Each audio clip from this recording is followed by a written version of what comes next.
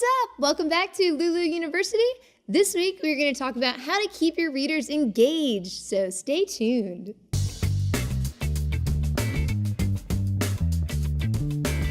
You published the book. You have built an audience. So how do you keep them engaged? After you say, my book is launched, my book is out, go buy it, you're going to need something else to put out there. So here's some ideas on what you can do when you get to that point. Some great things to do are teasers or sneak peeks. So these can be about upcoming projects that you have or, events that you have coming up. It can be you signing books ahead of an event. It can be, you gardening. I mean, these things don't all have to be about your book. They can sometimes be things that'll let your readers and your audience know more about you as a person and feel more connected with you.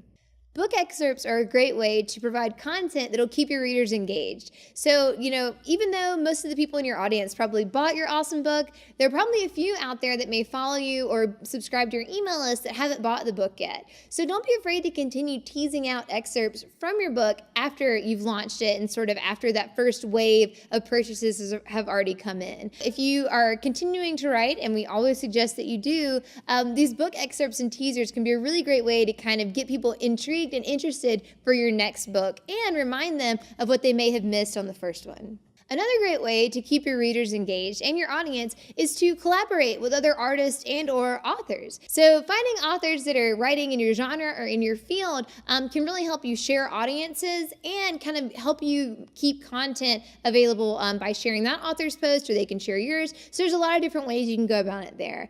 Another great way to do it is collaborate with other artists. So if you wrote a book, and then you want to create some art that goes with it, that can be a really great marketing tool for you. So whether creating cover art or creating drawings or illustrations of some characters in the book, this can be another way for you to reach your audience and sort of appeal to maybe some readers that you haven't met yet.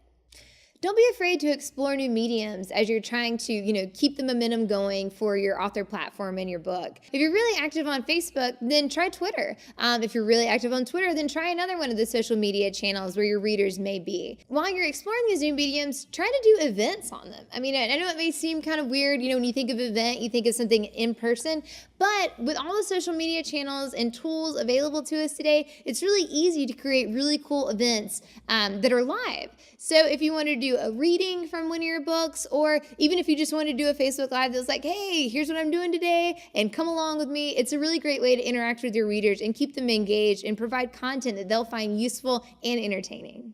Contests and giveaways are another really great way to keep people engaged.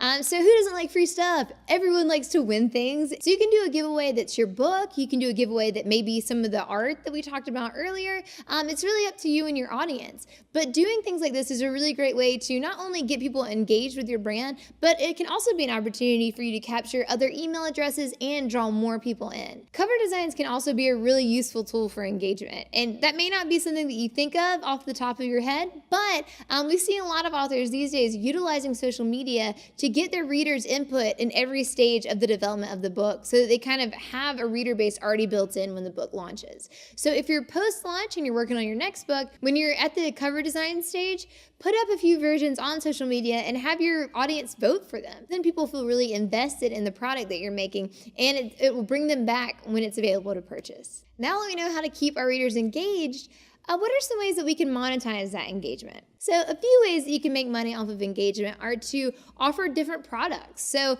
you have your book out there, but on platforms like ours, Lulu, for instance, you can also create calendars and photo books, journals, or workbooks that may go along with your original book that you published. Maybe in your book there are a lot of recipes, so make a cookbook to go with it. Or maybe you wrote a nonfiction book about self-improvement or going through a process, and you can make a journal to accompany that. Another way to monetize that engagement is to create a Patreon page. So this is a place where you can send your readers or audience to go and support you. It's very cool, and it can be great for building community. Podia is another resource like that.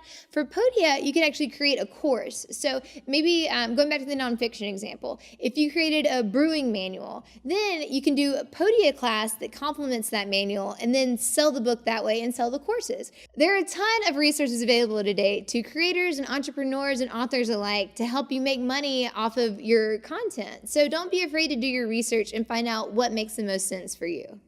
How are you keeping your readers engaged? Let us know in the comments below what's working for you or even what hasn't worked for you. We don't all have to repeat the same mistakes. And be sure to subscribe, and we'll see you next week.